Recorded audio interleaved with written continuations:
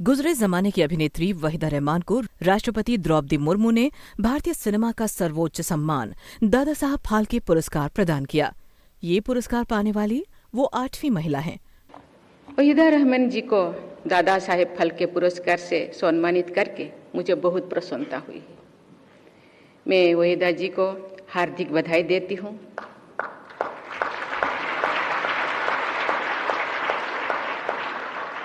उन्होंने अपनी कला और व्यक्तित्व से फिल्म जगत के शिखर पर अपना स्थान बनाया है।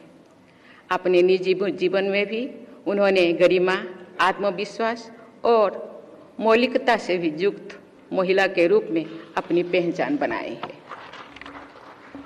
मुझे बताया गया है कि उन्होंने फिल्मों के काम करने के लिए कोई दूसरा नाम रखने से इनकार कर दिया था, जबकि दूसरा नाम रखना उस दौर का चलन था। उन्होंने कई ऐसे फिल्में चुने जिनमें उनकी भूमिका महिलाओं से जुड़े बंधनों को तोड़ती थी। वहीदा जी ने एक मिसाल पेश की है कि वुमेन एम्पावरमेंट के लिए खुद महिलाओं को भी पहल करनी चाहिए। भारत की राजधानी नई दिल्ली में वहीदा रहमान को जब ये पुरस्कार मिला तो चाहे अनचाहे पुराने लोगों को गुरुदत्त की याद आ गई। 50, 55 और 60 से ऊपर वालों ने जैसे ही वहीदा रहमान को दादा साहब फाल्के पुरस्कार पाते देखा, उन्हें अपने जवानी के दिनों की फिल्म गाइड की भी याद आ गई। वहीदा रहमान के जीवन में गाइड की बड़ी भूमिका रही है। इस फिल्म ने उन्हें हिंदी सिनेमा में एक अहम मुकाम दिया ही, नियति ने कुछ ऐसा किया कि गाइड की कहानी की परछाई उनके जीवन पर भी आ पड़ी। आखिर क्या थी गाइड और क्या थी गाइड की कहानी? राजू उदयपुर में एक गाइड का काम करता है। रेलवे स्टेशन पर उसकी एक छोटी सी दुकान है। घर में बूढ़ी माँ है, उसका काम चल जाता है। तभी उसके जीवन में रोजी आती है। रोजी एक देवदासी की बेटी है। उसका पति मार्को पुरातत्व से जुड़ा है, यानी उसे पुरानी चीजें खोजना अच्छा लगता है। मार्को एक गुफा की खोज में अपनी पत्नी रोजी के साथ उदयपुर जाता है। उदयपुर में कुछ ऐसा घटता है कि रोजी अपने पति मार्को को छोड़कर राजू से संबंध बना लेती है और एक दिन राजू के घर चली आती है। विवाहिता रोजी के राजू के घर में आने से आस पड़ोस में बवाल मच जाता है। माँ राजू को छोड़ अपने भाई के पास चली जाती है। सारा शहर राजू का दुश्मन हो जाता है। रोजी को नृत्य का शौक है। राजू अपना कामकाज छोड़कर उसे नृत्य में आगे बढ़ाता है। उसके लिए शो अरेंज करता है। रोजी को आगे बढ़ाने में वो अपना सब कुछ कुर्बान कर देता है। इस चक्कर में राजू का काम, उसकी माँ, उसके दोस्त, शहर, समाज सब कुछ छूट जाता है। रोजी मशहूर हो जाती है, उसके पास पैसा आ जाता है। राजू रोजी के पैसे पर ऐश करने लगता है, एक औरत की कमाई खाने लगता है। दोनों के बीच दूरियां बढ़ने लगती हैं। राजू उसके पैसों को अपना समझता है, रोजी के जाली साइन कर देता है।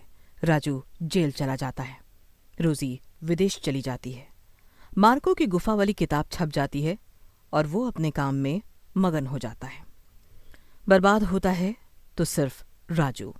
राजू की माँ राजू के इस हाल के लिए रोजी को कसूरवार ठहराती है। वो कहती है कि उसकी वजह से ही राजू बर्बाद हुआ। जेल से छूटने के बाद राजू को एहसास होता है उसका सब कुछ खत्म हो गया है। वो वापस उदयपुर नहीं जा सकता। भटकते भटकते वो एक गांव पहुंचता है जहां के लोग उसे साधु समझ लेते हैं और धीरे धीरे उसे संत पुरुष मान उसमें आस्था रखने लगते हैं। अकाल से जूझ रहे उस गांव में बारिश के लिए राजू चाहे अनचाहे उपवास के लिए मजबूर होता है। राजू की हालत खराब हो जाती है। चारों तरफ इसकी खबर फैल जाती है। खबर पाकर राजू की माँ आती है, रोजी आती है। उपवास कठिन हो जाता है। राजू की सांसें टूटने लगती है। बारिश होती है, लेकिन राजू इस दुनिया से चला जाता है। अब रोजी यानी वहीदा रहमान की निजी जिंदगी में आई है। वहां जैसे गाइड की कहानी दोहराई जाती है। गुरुदत्त वहीदा रहमान को हैदराबाद से मुंबई लाते हैं, जो तब बम्बई होती थी। उसे अपनी फिल्म CID में लेते हैं। उसके बाद प्यासा, 14वीं का चांद, कागज के फूल, साहब बीवी और गुलाम में उसके साथ काम करते हैं। हर फिल्म के साथ दोनों ज्यादा करीब आते जाते हैं और बाद में इतने करीब आ जाते हैं कि गुरुदत्त की पत्नी गुरुदत्त से अलग हो जाती है। गुरुदत्त वहीदा रहमान में इतने उलझ जाते हैं कि उन्हें अपनी पत्नी गीता दत्त का ख्याल नहीं रहता, परिवार का ख्याल नहीं रहता। ये वही गीता दत्त है जिससे उन्होंने कभी प्यार किया था। कहा जाता है कि गीता दत्त का हंसमुख स्वभाव, उनकी खिलखिलाती हंसी और शोखी भरा उनका अंदाज गुरुदत्त को बहुत भाया था और उन्होंने उन्हें अपना दिल दे दिया था।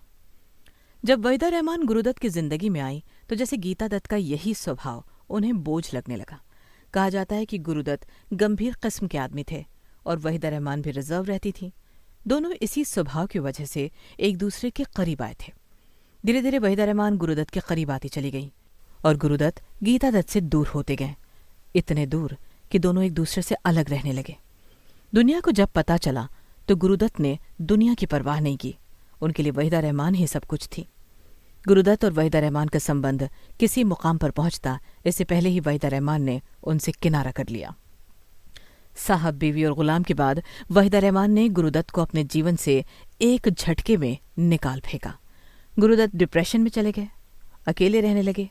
ऐसा कहा जाता है कि एक रात नींद की ढेर सारी गोलियां खाकर आत्महत्या कर ली। गाइड में राजू रोज के लिए तबाह हुआ था। असल जिंदगी में वहीदा रहमान के लिए गुरुदत्त तबाह हो गए। दोष किसी का नहीं, नियति का खेल ही ऐसा होता है। हाँ, ये जरूर है कि जब पुराने जमाने के लोग वहीदा रहमान को इतना बड़ा सम्मान लेता देखते हैं तो उन्हें वहीदा रहमान के लिए खुशी तो होती है। उनके मन में वहीदा रहमान के लिए इज्जत और सम्मान का भाव तो जगता है, लेकिन उनके मन के किसी कोने में एक टीस भी उठती है कि काश गुरुदत्त भी कहीं आसपास होते। इस एपिसोड में आज इतना ही। ये एपिसोड आपको कैसा लगा हमें ज़रूर बताएं।